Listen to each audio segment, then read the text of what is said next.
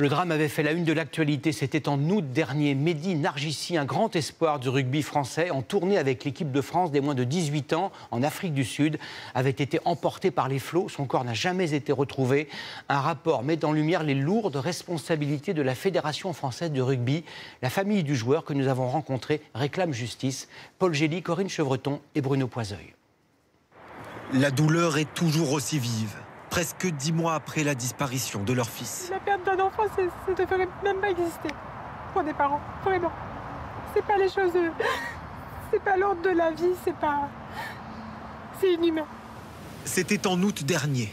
Mehdi Nargissi, jeune espoir du rugby français, se noie en Afrique du Sud. Ici en stage avec l'équipe de France des moins de 18 ans, il est emporté par les vagues de cette plage réputée dangereuse, non surveillée. Pour les parents, ce sont les encadrants du groupe de mineurs qui sont responsables de ce drame. Responsabilité que pointe aussi du doigt un rapport d'enquête administrative mené par le ministère des Sports. Le préparateur physique de l'équipe a organisé une baignade en dépit du danger.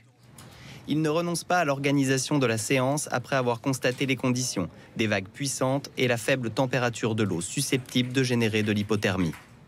Dans ce rapport, les parents ont découvert une succession de défaillances d'organisation et de sécurité. Tout est cafouillage, tout est mal organisé, tout est à la dernière minute. Ils ont déposé plainte contre les encadrants de l'équipe et contre le président de la Fédération française de rugby, Florian Grill, pour homicide involontaire et mise en danger de la vie d'autrui. Ils sont responsables de la perte de Mehdi. L'avocat de la Fédération admet certains manquements. Fédération française de rugby reconnaît naturellement qu'il y a pu avoir des maladresses, qu'il y a pu avoir peut-être même certaines erreurs, mais son intention a toujours été d'accompagner au mieux la famille et surtout de contribuer à la vérité. Le manager et le préparateur physique de l'équipe ont été entendus. Ils sont ressortis libres. L'enquête est toujours en cours.